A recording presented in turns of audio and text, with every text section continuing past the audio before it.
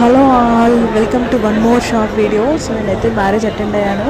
పట్టు శారీ కట్టుకున్నాను. ఈ శారీ నా మ్యారేజ్ ఎప్పటిదన్నమాట. ఐ థింక్ 11,000 అలా ఉంటుంది శారీ. నేను నా పట్టు చీరల కలెక్షన్ ఒకరోజు వీడియో తీద్దాం అనుకుంటున్నాను. మా హస్బెండ్ నేను ఒక వీడియో అయితే తీసుకున్నాం. మరి మ్యారేజ్కి వచ్చినప్పుడు తీసుకోవాలి కదా.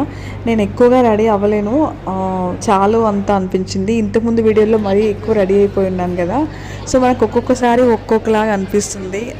సో నేను రెడీ చాలా వాటికి వెళ్ళి రెడీ అయ్యి చాలే, ఇంకా సింపుల్గా ఉండాలి అనిపించింది. సో ఇంకా ఎక్కువ హెవీ అవ్వకుండా వచ్చేసాను. అందులో మ్యారేజ్ ఇంకా ఊర్లోదన్నమాట.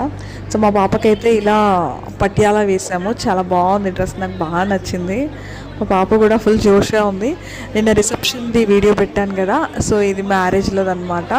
చాలాసేపు అయితే కూర్చొని చూస్తూ ఉన్నాం మ్యారేజ్.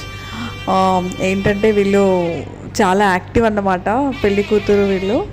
చూడు, తలంబ్రాలు పోసుకోవడంలో కూడా వీళ్ళు చాలా ఎంజాయ్ చేశారు. అలా సరదాగా సాగిపోయింది. సో నేను అన్ని క్లిప్స్ యాడ్ చేయలేను కదా, కొన్ని క్లిప్స్ అయితే ఇక్కడ యాడ్ చేశాను. నేను చూసి ఎంజాయ్ చేసినవైతే నేను వీడియోస్ తీసుకున్నాను అనమాట. బాగుంది కదా అని చెప్పేసి యాడ్ చేశాను.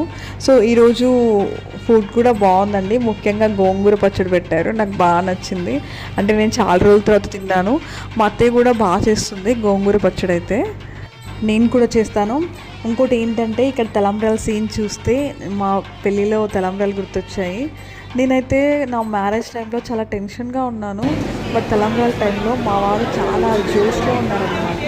నేను తలంబ్రాలు పోస్తుంటే పూజించుకోవట్లేదు, వెనక్కి వంగుతున్నాడు.